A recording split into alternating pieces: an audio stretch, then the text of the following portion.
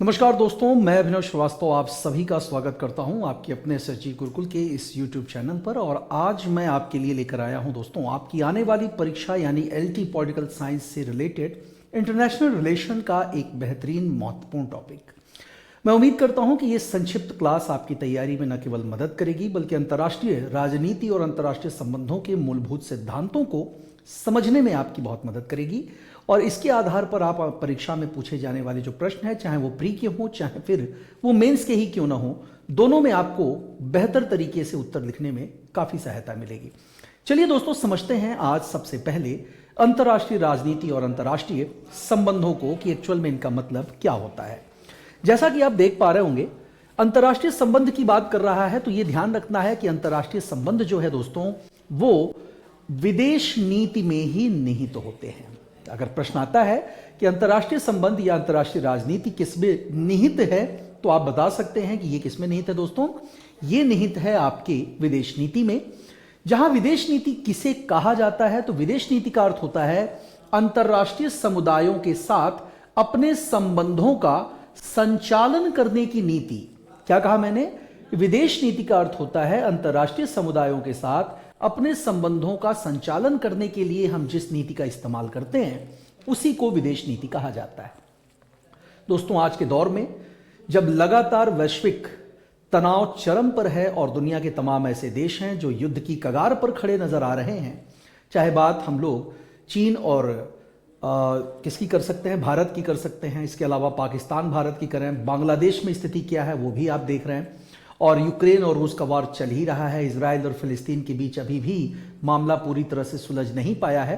तो ऐसे में, और थाईलैंड और कंबोडिया के बीच भी मामला तनाव में है।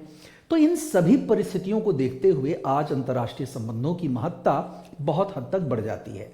अगर बात भारत की करें दोस्तों, तो भारत के अंतर्राष्ट्रीय संबंध और भारत की इस समय अंतर्राष्ट्रीय जो राजनीति है वो बहुत ही बेहतरीन स्थिति में है, और हम अपने उस गुटनिरपेक्षता की नीति और पंचशील सिद्धांतों से काफी आगे बढ़ चुके हैं। हालांकि अभी भी हमारे विदेश नीति के मूल सिद्धांतों के तौर पर इनकी महत्ता को नजरअंदाज नहीं किया जा सकता, लेकिन निश्चित रूप में हमारी विदेश नीति में बहुत से आमूलचूल परिवर्तन आ चुके हैं। तो दोस्तों, अगर बात करें वर्तमान गतिशील परिदृश्य में भारत के पड़ोसी देशों के साथ संबंधों को, तो दोस्तों पड़ोसी देशों के साथ संबंधों को अधिक महत्व दिया जाता है। हमेशा ये ध्यान रखिएगा कि भारत के बारे में जो प्रश्न आपसे परीक्षा में पूछे जाएंगे वो पूरी दुनिया से नहीं बल्कि सबसे ज्यादा महत्ता है हमारे पड़ोसियों की। भूतपूर्व प्रधानमंत्री अटल बिहारी वाजपेयी के शब्दों की अगर बात करें तो उन्होंने कहा था कि हम अपने रिश्तेदारों को बदल सकते हैं, नए रिश्तेदार बना सकते हैं, लेकिन अपने पड़ोसियों को नहीं बदल सकते। तो जब भारत के रेफरेंस में ये बात होगी तो सबसे महत्वपूर्ण पहलू होता है भारत और उसके पड़ोसी देशों के बीच का संबंध।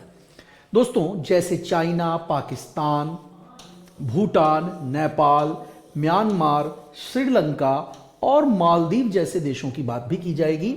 इसमें बांग्लादेश का भी नाम आप शामिल कर सकते हैं।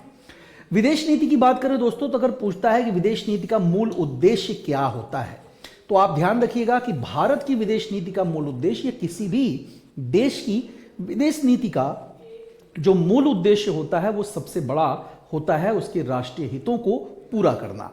क्या होता है दोस्तों? सबसे महत्वपूर्ण होता है उसके राष्ट्रीय हितों को पूरा करना। ठीक है, आगे बढ़ते हैं। देख सकते हैं कि राष्ट्रीय हित की अवधारणा जो है वो दोस्तों बहुत ही जटिल है और गत्यात्मक है, यानी इसमें लगातार परिवर्तन आता रहता है।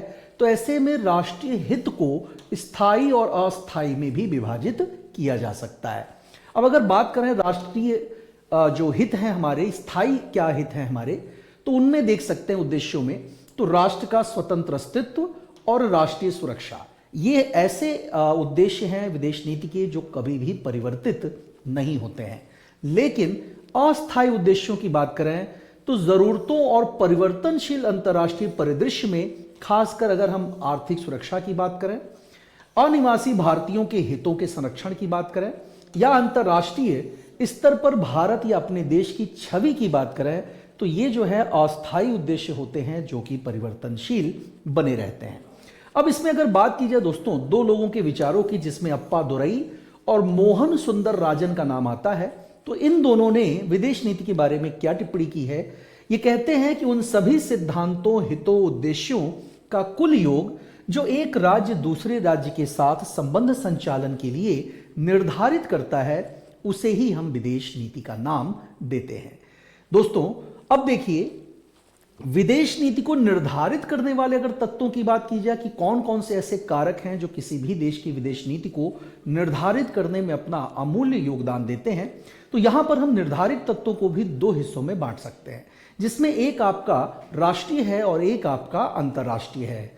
अब राष्ट्रीय कारकों की बात करें तो भौगोलिक तत्व है, भारतीय इतिहास है, हमारी विचारधारा है, आर्थिक और सामाजिक हित है, और सबसे बड़ी चीज कि जिसके आधार पर हम अपनी विदेश नीति को लेकर आज चल रहे हैं, जिन्होंने हमारी विदेश नीति को सबसे पहले प्रभावी बनाने के लिए एक सुझाव दिए, वो हमारे भूतपूर्व प्रधानमंत्री पंडित जवाहरलाल नेहरू थे।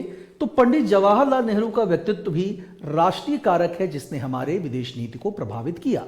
उसके अलावा अगर अंतर्राष्ट्रीय स्तर पर देखा जाए तो अंतर्राष्ट्रीय स्तर पर कुछ महत्वपूर्ण सिद्धांत हैं, जिसमें सबसे ऊपर आप नाम देख पा रहे होंगे, ये है गुट निरपेक्षता की नीति।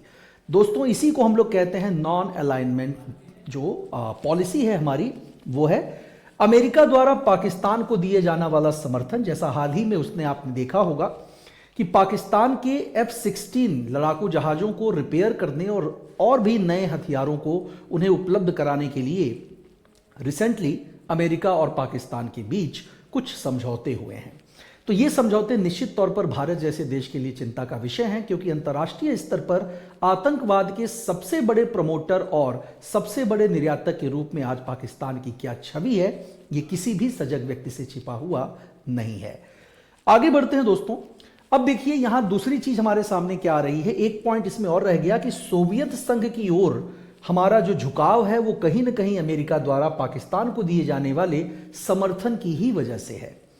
आगे कह रहा है कि इसमें और भी पॉइंट आप जोड़ सकते हैं, जैसे आर्थिक हितों की सुरक्षा भी हो सकती है, राष्ट्रीय छवि का निर्माण भी, और अनिवासी भारतीयों के हितों की सुरक्षा भी इसका एक महत्वपूर्ण विषय बनता है। अब बात करें दोस्तों विदेश नीति के उद्देश्यों की, तो व्यापक रूप में विदेश नीति के क्या उद्देश्य होते हैं वो आपके सामने है। आप देख सकते हैं कि क्षेत्रीय अखंडता और सीमाओं की सुरक्षा करना, अंतर्राष्ट्रीय शांति और सुरक्षा को प्रोत्साहन देना, आर्थिक विकास एवं सम्मानित जीवन स्तर अपने नागरिकों के लिए सुनिश्चित करना, उपनिवेशवाद या कॉलोनाइजेशन जो था उसके बाद जो परिस्थितियां बनी उनसे निपटने के लिए, और साथ साथ भारत में जातीय भेदभाव को समाप्त करने के लिए भी हम इसका प्रयोग कर रहे हैं, और भारतीय मूल के नागरिकों की सुरक्षा को सुनिश्चित करना तो सबसे महत्वपूर्ण भूमिका बन जाती है, चाहे वो बांग्लादेश में हो इस वक्त जो भी कुछ हो रहा है, या फिर आप बात कर सकते हैं अमेरिका के द्वारा उन भारतीयों को डिपोर्ट करना जो कि डंकी रूट से अमेरिका पहुंच रहे हैं, या फिर खाड़ी देशों में मौजूद भारतीयों के साथ क्या वहां की सरकार का व्यवहार है। ये सारी चीजें बहुत मायने रखती हैं। दोस्तों, भारतीय विदेश नीति के अगर सिद्धांतों की बात की जाए तो ध्यान दें कि विदेश नीति के निर्धारित तत्वों और उद्देश्य तथा सिद्धांतों में बहुत ही घनिष्ठ संबंध होता है। तीन चीजें, विदेश नीति के निर्धारक तत्व, उनके उद्देश्य और उनके सिद्धांत, इन तीनों में बहुत ही गहरा संबंध होता है, और अगर इनमें तारतम्यता ना हो, इनमें कोई सामंजस्य ना हो, तो ऐसे में विदेश नीति की जो सफलता है उसके बारे में आश्वस्त नहीं हुआ जा सकता। दूसरी बात कि भारतीय संविधान के नीति निर्देशक तत्वों के अंतर्गत आप देख सकते हैं कि अनुच्छेद 51 की बात यहां कही गई है कि अनुच्छेद 51 में विदेश नीति के मार्गदर्शक सिद्धांतों का उल्लेख है। अब ये आपके लिए सीधा सीधा प्रश्न बन गया कि भारतीय विदेश नीति के मार्गदर्शक सिद्धांतों का उल्लेख कहां किया गया है। तो नीति निर्देशक तत्वों के अंतर्गत अनुच्छेद 51 में हम इनका उल्लेख करते हैं। चूंकि ये नियम कानूनी रूप से बाध्यकारी नहीं है, लेकिन सरकारों से अपेक्षा की जाती है कि वे विदेश नीति का निर्धारण करते समय इन सिद्धांतों का पालन जरूर करें।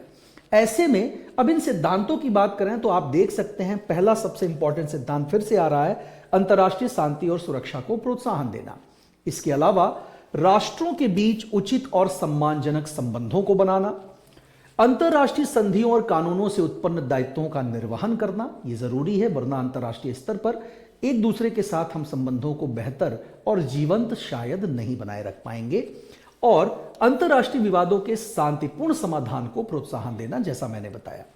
अब अगर विगत 75 वर्षों में देखा जाए दोस्तों, तो भारत ने अपनी विदेश नीति के निर्धारण और संचालन में इन्हीं सारे सिद्धांतों का प्रयोग किया है, जिसमें से दो सिद्धांत सबसे महत्वपूर्ण हैं, जिसमें पहला है हमारा पंचशील सिद्धांत और दूसरा है हमारी गुटनिरपेक्षता की नीति। दोस्तों, अगर पंचशील सिद्धांत को थोड़ा व्यापक तरीके से समझें तो भारत में जो पंचशील सिद्धांत है ये तिब्बत की समस्या को लेकर के ही सामने आया। 28 अप्रैल सन 1954 को भारत और चीन के बीच होने वाले द्विपक्षीय समझौते को ही हम पंचशील सिद्धांत के रूप में, या आप कह सकते हैं पंचशील सिद्धांत के मूल स्रोत के रूप में भी जानते हैं। चीन के प्रधानमंत्री दोस्तों, जिनका नाम चाउ एन लाई था, और उनकी जो भारत यात्रा हुई उस दौरान प्रधानमंत्री पंडित जवाहरलाल नेहरू के साथ जो भी कुछ निष्कर्ष निकला द्विपक्षीय वार्तालाप में, उस बातचीत में, उन्हीं के आधार पर हमने इस सिद्धांत का निरूपण किया, इस सिद्धांत की आधारशिला बनाई गई। अब इसमें जिन तत्वों को हमने सबसे ज्यादा महत्व दिया है, आइए एक एक करके उन तत्वों को भी जल्दी से समझते हैं। दोस्तों, एक दूसरे की क्षेत्रीय अखंडता और संप्रभुता का सम्मान करना, जो कि हम जानते हैं भारत करता है लेकिन चीन नहीं करता है। अक्सर अक्साई चीन का इलाका हो, अभी रिसेंटली जो डोकलाम विवाद हुआ वो भी आपको पता है, भूटान को लेकर के, और उसके अलावा अरुणाचल प्रदेश के लोगों को नत्थी वीजा जारी करना, ये दर्शाता है कि चीन ने भले ही ये समझौता भारत के साथ किया, लेकिन इन समझौते की शर्तों का पालन करने की उसकी कोई मंशा जान नहीं पड़ती। इसके अलावा एक दूसरे पर आक्रमण न करना, 1962 का वार कैसे भूला जा सकता है। एक दूसरे के आंतरिक मामलों में हस्तक्षेप न करना, इसके अलावा संबंधों में समानता और पारस्परिक महत्व देना, एक दूसरे के सम्मान को भी, और सबसे बड़ी चीज कि शांतिपूर्ण सह अस्तित्व पर निर्भरता, ये सारे वो बिंदु हैं जिन्हें हम पंचशील सिद्धांतों के महत्वपूर्ण सिद्धांत के रूप में भी जानते हैं। इसके अलावा चूंकि ये सिद्धांत भारत और चीन के बीच निर्धारित किए गए थे दोस्तों, लेकिन इनके व्यापक महत्व को देखते हुए आज स्थिति ये है कि बहुत सारे देशों ने पंचशील सिद्धांतों में मेंशन किए गए उन प्रावधानों को अपनी अपनी विदेश नीति में जगह दी है। पंचशील सिद्धांतों को दोस्तों इंडोनेशिया के बांडुंग शहर में आयोजित सम्मेलन जो 1955 में हुआ था, उसी में निर्धारित किया गया, जिसकी संख्या अगर देखी जाए तो करीब 10 इसकी संख्या बनती है, और इनमें जो है इसको शामिल किया गया, जो आगे चल करके गुट निरपेक्षता नीति का भी हिस्सा बन गए। अब बात आती है गुट निरपेक्षता नीति की। तो दोस्तों, गुट निरपेक्षता का जो मौलिक अर्थ लिया जा रहा है वो ध्यान दीजिएगा, ये शीत युद्ध की सैनिक गुटबंदी से अलग रहते हुए एक स्वतंत्र विदेश नीति का पालन करना था।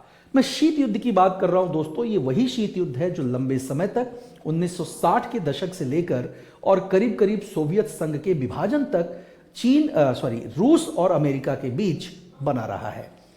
अब ऐसे में गुट निरपेक्षता को अगर एक आंदोलन के रूप में स्थापित करने की बात आती है तो इसका श्रेय किसको दिया जाता है? इसका श्रेय दिया जाता है दोस्तों हमारे प्रधानमंत्री भूतपूर्व पंडित जवाहरलाल नेहरू को। इसके अलावा मिस्र के राष्ट्रपति कर्नल नासिर और यूगोस्लाविया के राष्ट्रपति मार्शल टीटो, ये 3 लोग ऐसे हैं जिन्होंने गुट निरपेक्षता की नीति को वास्तविकता के धरातल पर उतारने के लिए आपसी सामंजस्य और वैचारिक विमर्श के बाद एक निर्णय लिया। आगे बढ़ते हैं। अब देखिए दोस्तों, भारत ने शीत युद्ध के दौर में, जैसा मैंने बताया शीत युद्ध का क्या मतलब होता है, तो भारत ने शीत युद्ध के दौर में वैश्विक शांति और राष्ट्रीय हितों की सुरक्षा को ध्यान में रखते हुए किस चीज पर सबसे ज्यादा जोर दिया दोस्तों? उन्होंने इसकी महत्ता का अनुमान इस बात से लगाया कि औपनिवेशिक गुलामी से मुक्त होने के लिए सबसे जरूरी चीज थी कि हम अपने इन पंचशील सिद्धांतों या गुट निरपेक्षता की नीति का गहराई से और व्यापक तरीके से पालन करें।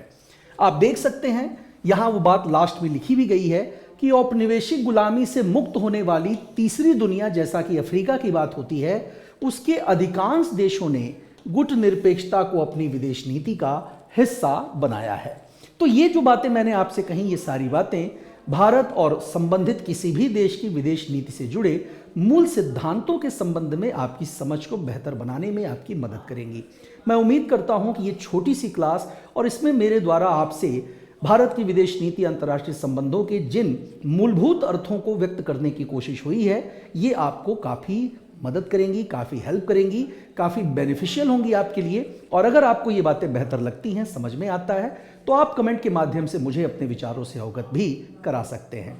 आने वाली क्लासेस में दोस्तों मेरा पूरा प्रयास होगा कि भारत और उसके पड़ोसी देशों के बीच जो भी संबंध हैं, जो भी प्रगति है या जिस तरह से वो संबंध उन देशों के अस्तित्व में आने के बाद क्रमिक रूप से धीरे धीरे विकसित हुए, उसका एक पूरा ब्यौरा मैं आपके सामने रखूं, जिससे आपको अपने LT ग्रेड पॉलिटिकल साइंस के इंटरनेशनल रिलेशन वाले सेगमेंट में पूछे जाने वाले प्रश्नों को हल करने में मदद मिले।